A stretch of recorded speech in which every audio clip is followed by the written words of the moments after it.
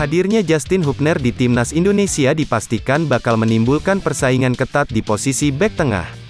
Seperti yang diketahui, Justin Hubner kini sah menjadi warga negara Indonesia setelah pengambilan sumpah WNI di kantor Kanwil Kemenkumham DKI Jakarta, pada Rabu, tanggal 6 Desember tahun 2023. Demi Tuhan Yang Maha Esa, saya menyatakan dan berjanji dengan sungguh-sungguh melepaskan seluruh kesetiaan setia kepada kekuasaan hati, dengan ini tunduk dan setia kepada NKRI, Pancasila, dan Undang-Undang Dasar Negara Republik Indonesia tahun 1945, dan akan membelanya, dengan sungguh-sungguh serta akan menjalankan kewajiban yang dibebankan negara kepada saya, dengan tulus dan ikhlas, ucap Hubner. Hal ini tentu menjadi kabar baik bagi tim asuhan Sintayong yang bakal tampil di Piala Asia 2023. Namun kehadiran Justin Hubner juga akan memberikan ancaman bagi pemain yang sudah ada dalam perebutan posisi utama di skuad Garuda. Pemain yang berposisi sebagai bek tengah yakni Wahyu Prasetyo, Andi Setio, Rizky Ridho, Jordi Amat dan Elkan Bagot. Kelima pemain tersebut kini wajib waspada karena posisinya bisa saja digantikan oleh Justin Hubner. Pasalnya, belum ada satu pemain yang benar-benar tampil meyakinkan. Jordi Amat yang paling berpengalaman justru tampil mengecewakan dengan melakukan blunder dalam dua laga terakhirnya bersama timnas Indonesia. Andi Setio dan Wahyu Prasetyo masih kesulitan untuk mendapatkan kepercayaan Sintayong. Rizky Ridho juga bisa dikatakan belum konsisten. Penampilannya bersama Persija terkadang masih menjadi sorotan. Terakhir, Elkan Bagot juga wajib lebih bekerja keras untuk membuktikan diri, setidaknya agar memperoleh menit bermain bersama Ipswich Town.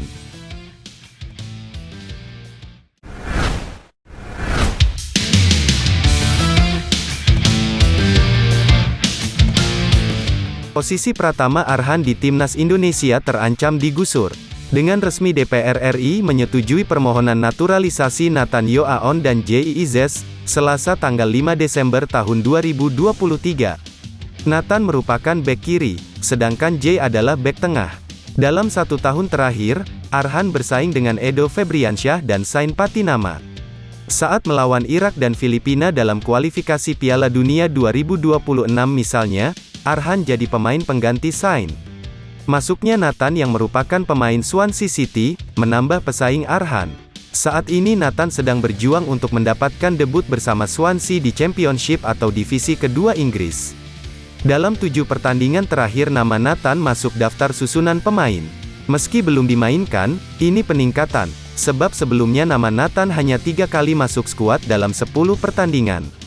Posisi Arhan di klub sejatinya relatif sama dengan Nathan. Musim ini Arhan hanya sekali tampil di kompetisi kasta kedua Jepang bersama Tokyo Verdy, yakni main 10 menit sebagai pemain pengganti. Positifnya, kebugaran Arhan tetap terjaga karena jarang dimainkan.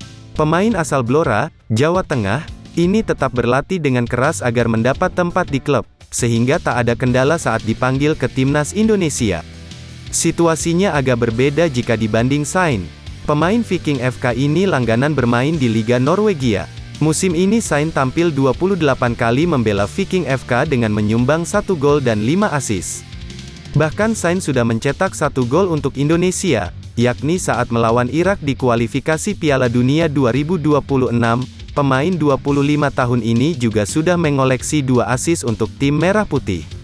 Dengan fakta ini, Sain kemungkinan jadi pilihan utama Sin di posisi bek sayap kiri. Karena itulah Arhan harus bersaing dengan Nathan untuk menjadi pelapis Sain di dalam skuad Piala Asia 2023.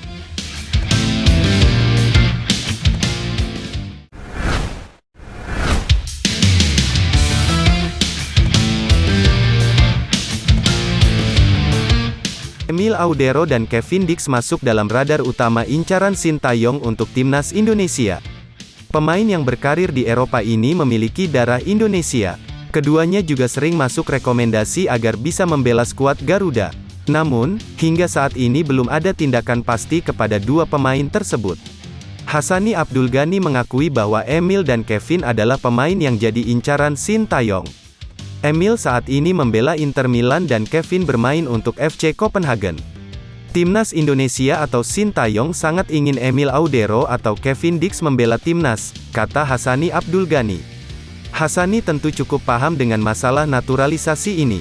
Dia merupakan sosok yang mengurusi kepindahan status WNI milik Sandy Walsh, Jordi Amat, dan Sain Patinama. Masalahnya, Emil dan Kevin sampai saat ini belum menyatakan bersedia membela skuad Garuda. Hal ini jadi tugas Ketum PSSI, Erick Thohir untuk melakukan komunikasi pada dua pemain tersebut. Jaringan Erick diharapkan bisa melancarkan rencana ini apalagi dia sempat menjabat sebagai Presiden Inter Milan. Namun kedua pemain tersebut sampai saat ini belum menyatakan yes kepada kita, jadi persoalannya bukan di kita tapi ada di kedua pemain tersebut. Jadi tinggal sekarang dengan Pak Erick sebagai Ketum PSSI lewat networking beliau bisa menggoda pemain tersebut yaitu harapan kita bersama, ungkapnya. Rencana mendatangkan Emil dan Kevin bukan hanya wacana. Bahkan, ada tim khusus yang bertugas untuk melakukan pendekatan pada dua pemain tersebut. Tapi dari bocoran yang saya dapat memang ada tugas yang diberikan oleh federasi untuk terus mendekati Emil Audero dan Kevin Dix, sampai mereka ingin bela Indonesia, pungkasnya.